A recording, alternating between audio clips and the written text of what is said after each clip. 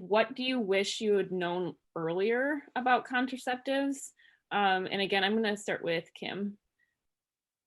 I guess I just wish I knew what all the options were that were out there. It wasn't really something that, like, say, my mom or anyone talked about. So I just thought you just went on pills and that was that. But once I started looking into it for myself and realized that things like the IUD were out there and stuff, I guess I just wish I knew more of the options and hadn't even gone through all of that from the start. Because I mean, I tried like 3, 4 different pills, and that just really messed with my body and my moods and everything. So, and then there's a lot of, I guess there's a lot of, like, I don't want to say miseducation. I don't know. So a lot of the older doctors don't want to put IUDs in young girls because, like, then back when they were newer, I guess they used to cause like infertility and stuff. And so it actually took me to, I think I went through like 4 doctors before I found a doctor who would insert one for me 12 years ago in my early 20s, because a lot of them were like, we don't like to do those for young girls. We don't want to cause any issues. So I found a young doctor who did it. So I guess I just wish I knew the options and knew more about it all. That's interesting. And how did you start collecting more information about this? Was this when you finally became a nurse and you were in the medical field, you gained more education about the options, or just started hearing about it from friends and stuff? I just started reading because I'm like, I knew that I couldn't live my life on these pills. But I also knew that I didn't want children. I still don't have children. And I don't know that I do now. I may want children now, but at the time I was like, absolutely not. I'm not ready for this. So I need to do something. And not necessarily that it's all on me, of course, like it was mentioned, of course, some of that needs to be put on the men too. But um, I just knew I couldn't live on pills forever. So I just started reading. I'm like, I got to find something else that's going to work for me, because I can't live in this discomfort. That's really not fair, so that I can enjoy myself. Like, that I have to live in discomfort otherwise. So just started reading and found out about the IUD, and then just started cold calling doctors till someone basically said, yeah, we'll do them. That's fine. And that ended up being my doctor at the time. She did 2 of them. And now I have another very young, I just now seek out younger OB doctors. My OB doctor now is younger than me. And they're just more open to like the research now and stuff. So. Absolutely. Yeah. I think that's really interesting. Would you guys all say that you think there is a little bit more information about different types of contraceptives out there now than, say 5-10 years ago when you maybe just started this journey?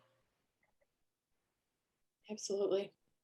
Yeah, I agree. I think I hear about many more now myself, but Yeah. I feel like when we were teenagers, it was like, oh, you go on orthotricycline and that's just the thing you do. And now there's like gazillions of different types of pills and IUDs and things. So I feel like part of it is social media and us like trying to help educate each other, like, because apparently no one's going to do it for us. I mean, that's part of the reason why, like, when I was competing, I didn't try to take anything, because I didn't know anything. I didn't know who I could talk to, like, and what I know now is only because I've read a bunch, and I have a friend who had like a minor in women's studies and like knows how to find information like that and has a public health degree. Like, you shouldn't have to try that hard to find that information, honestly. yeah. And how long has it been since you were competing at an elite level, Nicole? 2016, so 4 or 5 years. Yeah, so that's definitely enough time to kind of have that switch. Mm-hmm. Yeah. Yeah, I feel like I found out stuff on like Twitter too. I think that's where I even heard about, I think it was like the Mirena IUD. I can't remember who tweeted out about it.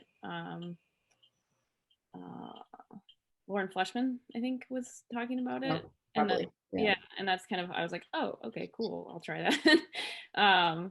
Just because, and I know too, Nicole, like when you're competing, like if you're doing well, you're probably not wanting to like try something that's going to like impact your hormones. Yeah.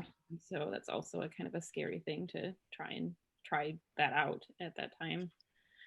So Yeah. Well, in the high school that I went to, like, they just like taught abstinence, which is not practical. We also had a bunch of pregnancies in my high school. Those seem related. So Yep. I lived in Utah for a long time, and they also are fans of abstinence only. And well, Mormons still are very horny teenagers. yeah, like, yeah, if you teach abstinence and you have pregnancies in your high school through multiple grades or any grades, that seems to be an issue. Like, maybe you should teach more things. Exactly. Yeah. No, I think high school education on sexual health is just not great in general. Well, and we grew up in the Midwest, and Yes, yeah. I was in the Michigan Bible Belt too. Yes. So like that was, you know. Jackie, sorry, I totally forgot the primary question now because I. Oh, no worries. What do you wish you had known earlier about contraceptives? Yes. Where were we? That they I think existed. Liza can. That they existed.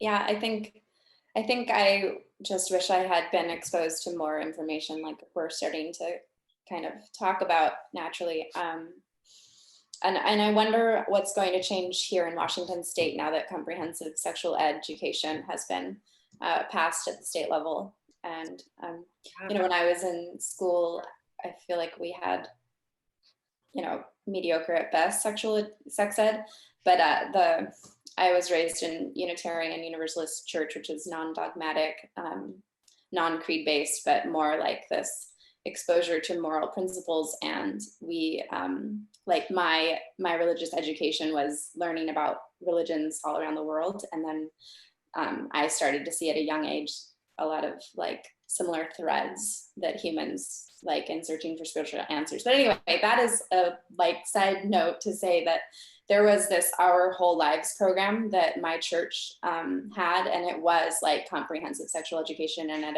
when I was a preteen with my peers, and it was also intergenerational. So there were some older teenagers. I was one of the younger people, but we got to ask questions and be told like a lot of information. That helped me a lot to have access to that space. So I think the more education we create, the more spaces we create for women and also boys, you know, everyone, no matter what their gender identity is, to learn more about their bodies and ask questions and then explore options. And I wish that I had had less fear about IUD, because I don't think I would have, I don't know.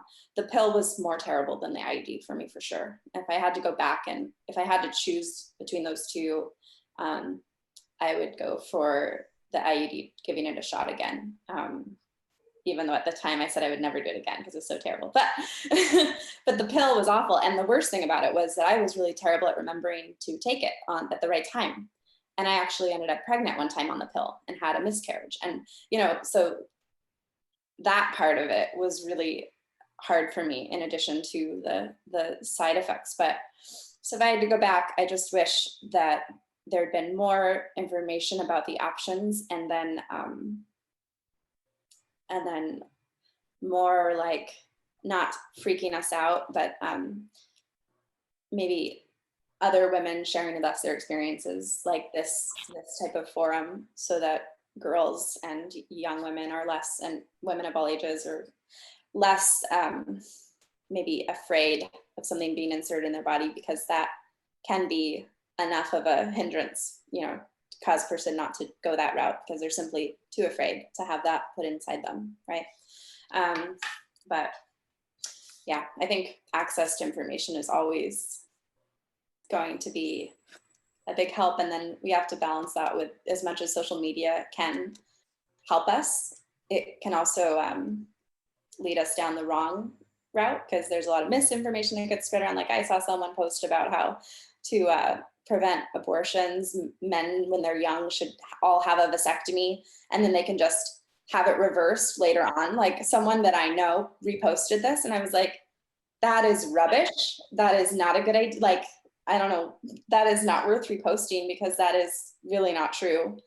The idea that boys can just have a vasectomy and then have it reversed later on when they're ready to procreate, and then that takes the onus off the woman from a really young age, which would be great, but that's not how it works, right? So definitely have to be careful with the type of information that you are exposing yourself to. Check the sources, try to at least verify that the stuff that you're starting to believe comes from a source that is credible and reliable and like tested, you know, it's been put through some sort of evaluation process. Absolutely. It's Yeah. not just someone's like kind of airhead idea. Yeah.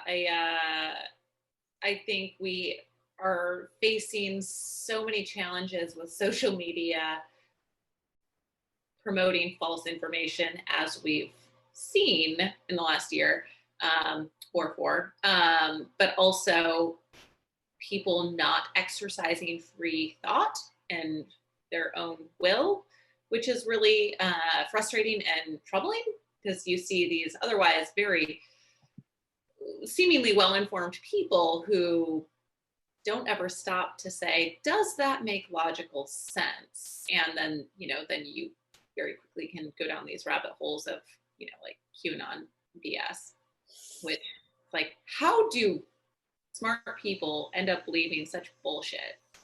Mm-hmm. Sure. Yeah. Yeah. Be careful what you believe. Be careful. Emily, did you want to go next? I know we're getting close to time, so try to share quickly. Yeah. Oh man, you have to remind me the question now again. Oh no, it's fine, no, fine. Like, what do you wish you have known earlier about contraceptives? Yeah. Well, I grew up like in a very so not Unitarian church, like Christian evangelical. So sex, having any sort of even holding hands with a guy was very you don't do that. Lots of shame around it. And so when I started looking at getting on the pill, it was something I felt like I had to hide. I can't share with other people. So I didn't really know until I started kind of branching out and trying to find friends who weren't in that kind of bubble, how to find information, where to go for it, that it's not something to be ashamed about, that it's actually something that can be helpful. Though, yeah, I did not find the pill extremely helpful. And then in my later 20s, ended up finding a great OB who kind of would go through the options.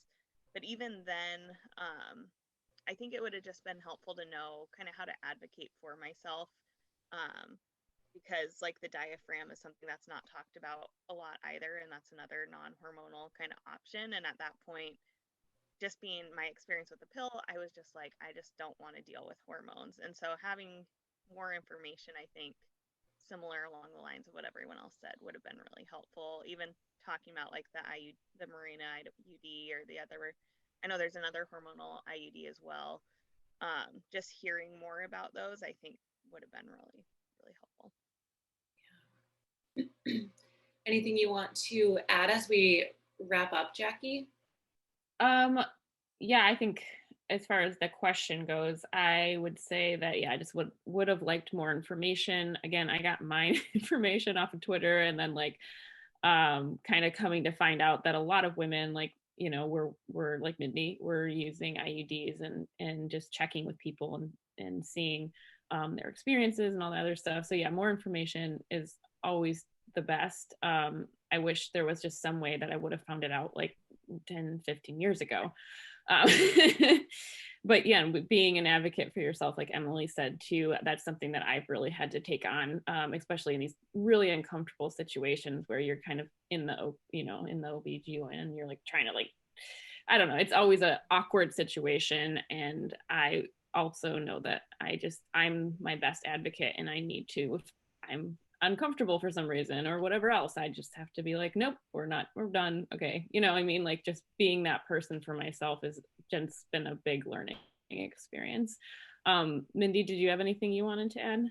No, I mean, I think I'll echo a lot of what you guys have all said. I mean, luckily, I feel at a very young age, I was advocating for myself, because I did have peers who became pregnant in high school and whatnot. And I knew that I did not want to just fall victim to another small town in Michigan and never leave.